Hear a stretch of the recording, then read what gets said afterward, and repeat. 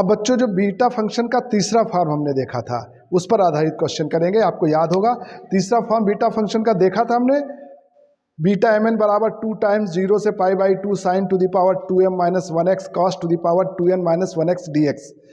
अब हम उसमें एक सब्स्टिट्यूशन किए थे और एक फार्मूला हमने ये बनाया था। क्वेश्चन अक्सर एग्जाम में इस पर आते हैं कि इंटीग्रेशन 0 से pi by 2 sign to the power px and cos two the power qx dx, इसका फार्मूला हमने बनाया था gamma p plus 1/2 into gamma q plus 1/2 upon 2 gamma, ये फार्मूला बनाया था p plus q plus 2 upon 2। ये formula हमने drive किया था कि इंटीग्रेशन 0 से pi by 2 sign to the power px cos two the power qx dx बराबर होता है gamma p plus 1/2 gamma q plus 1/2 upon 2 gamma p plus q plus 2/2। अब इस पर देखो बच्चों, ये सारे क्वेश्चंस जिसमें साइन की पावर और कॉस की पावर वाले क्वेश्चन है वो सब क्वेश्चन इससे सॉल्व हो जाएंगे। मतलब बच्चों हम आपको बताना चाह रहे हैं कि ये जो हमने फार्मूला लिखा है बेटा, इस फार्मूले से इस टाइप के हम यहाँ लिखे दे रहे हैं, इस टाइप के सारे क्वेश्चन सॉल्व हो जाएंगे। जैसे पहला क्वेश्चन 0 से pi by 2 sign to the power 4x and cos cube x dx, ये प्रश्न इससे सॉल्व हो जाएगा, साइन कॉस दोनों हैं। दूसरा क्वेश्चन भी लिख देते हैं 0 से पाई बाई 2 अकेला साइन रहे या अकेला कॉस रहे, जैसे sign to the power 4x dx, ऐसे क्वेश्चन बच्चों सॉल्व होंगे। या इस टाइप के भी क्वेश्चन हैं 0 से लेकर a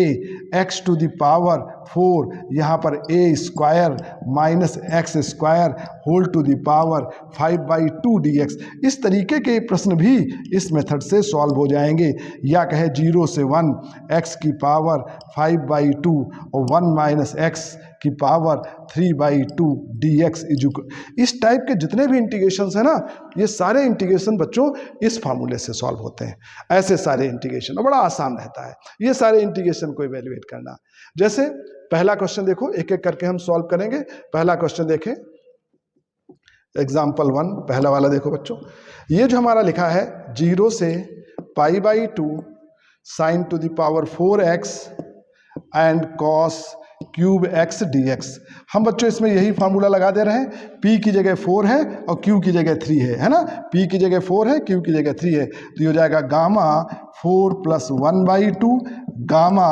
3 plus 1 upon 2 upon 2 gamma 4 plus 3 plus 2 upon 2, ये बराबर हो जाएगा गामा 5 अपॉन 2, ये 4 अपॉन 2 होगा यानी गामा 2 अपॉन 2 गामा, ये 5 4 7 9 upon 2,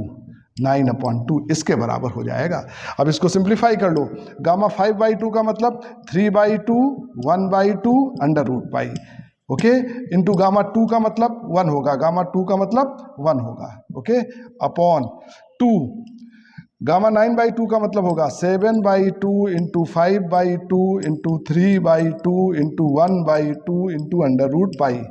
3/2 1/2 under root pi, 3/2 1/2 under root pi cancel, 2 से 2 कैंसिल, ये 2 ऊपर पहुंच जाएगा तो ये बचेगा 2 अपॉन 2 ऊपर पहुंच जाएगा, ये 35 बचेगा। तो इस प्रश्न का आंसर होगा 2 अपॉन 35। तो इस तरीके से बच्चों ये क्वेश्चन बहुत आसानी से सॉल्व हो जाते हैं।